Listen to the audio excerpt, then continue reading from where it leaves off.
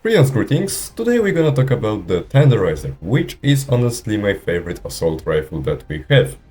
And it's a very good one that for some reason is picked less than 1.5% of times, with the lowest being just 0.5% for some reason. I have no idea why this gun is so overlooked, but let's get into it.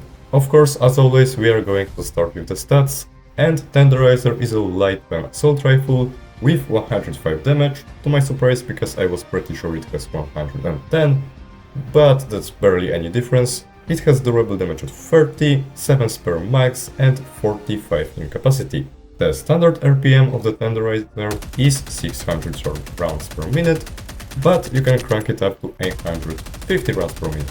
But I personally don't use that, as it just dumps the mag quicker when I don't really need to dump the whole mag. High damage and low capacity of Tenderizer makes it ideal for taking down the medium-sized enemies, but it doesn't suffer when facing the lighter folks, even in somewhat big groups. Ergonomics on this weapon are pretty good, same for the ammo economy. Don't get fooled by the light armor penetration, because the Tenderizer is very good at picking the weak spots of the enemies, especially on the automatons, due to pretty manageable recoil, especially if you add something like the muzzle brake or the underbarrel forward grip. The Tenderizer is very good for all of the ranges, so you can use any scope you want, but I use the 4x scope, so I can use it well on those further ranges, while up close I anyways use the third person. So now to the different fronts. We are starting with the bot front, where I think the Tenderizer performs the best. Like I said, it is very good at picking the weak spots, especially on the Devastators on the heads, and on the Rocket Striders on the rockets, as soon as they fix, of course, the current issue.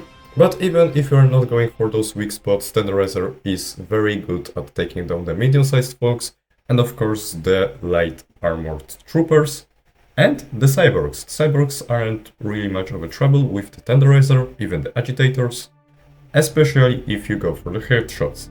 Heck, on this front even Hulks aren't the problem for the Tenderizer, if you have view of its vents for like a second, I think.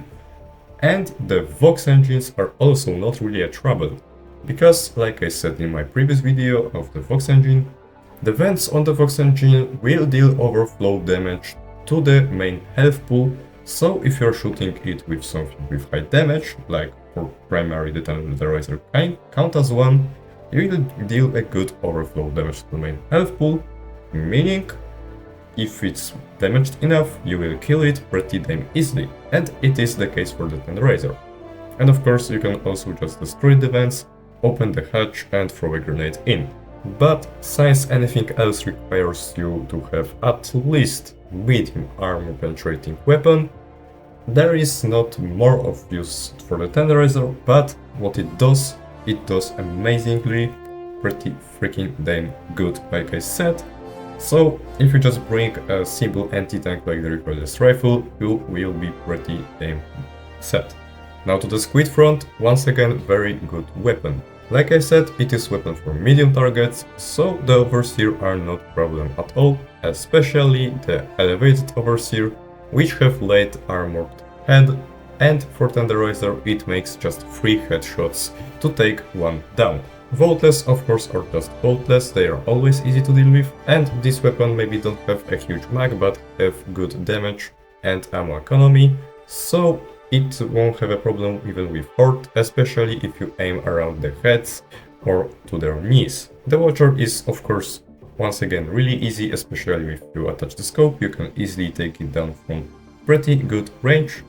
And for the Flash Mob, it takes 1 mag if you go specifically for only the heads, and 1.5 mag for going really anywhere, just to dump the mag into it and it will take 1.5 mag. The shields of the harvesters and warp ships are of course not a problem, and here you have that basically most of the front covered, as the planes and the harvesters need at least medium armor penetrating weapon to get killed. So once again, just like on the bot front, just take something for these two specifically, either anti-tank or just medium armor penetration equipment like the simple machine gun, and you are set for whole front. And lastly, for the terminate front, you guessed it, it's once again very good. You really can't even go simpler than this, just dump back anything below the heavy armor. You name it, which enemy is this? Alpha Commander, Warrior, Hunter, Stalker, Hiveguard if you know how to aim or just go around it. Whatever, if it doesn't have heavy armor. The only enemies that you don't really want to use the Tenderizer against are the Bite Titans and the Chargers. Only because their butts are so durable, it will take ages to take them down with the Tenderizer. So I think, if not for that, even they wouldn't be so much struggle to deal with. So it's once again the same story as with two other fronts. You have the almost whole front covered by the Tenderizer, and only thing you have to do is bring something that is able to kill the rest, which in this case, as in previous cases, are the tanks, so just bring a simple anti-tank like the recoilless rifle. And now to the equipment advisory section. What should you take alongside the Tenderizer? First, the Siege Ready Armor passive. Since it doesn't have the biggest mag, you have more mags now, and you can reload quicker, meaning the gap between dumping them is way less noticeable. And like I mentioned while talking about different fronts, take the anti-tank alongside, and the best pick, as it is overall the best pick, will be the recoilless rifle, though I even have to explain this one. And good to take alongside the Tenderizer is a medium penetrating secondary, where I advise to use the Verdict. It is a pretty solid, not even pretty solid, it's very solid secondary with medium pen and very similar damage to the Tenderizer. With all of that stuff in one loadout, you will be set for basically any situation. Well, maybe except for a huge port, but for that you have the stratagems. And yeah, for today that's it. I really have no freaking idea why the pick rate of this weapon is so damn low. I would get 5% or from something ranging from 2 to 5, but below 1 on average.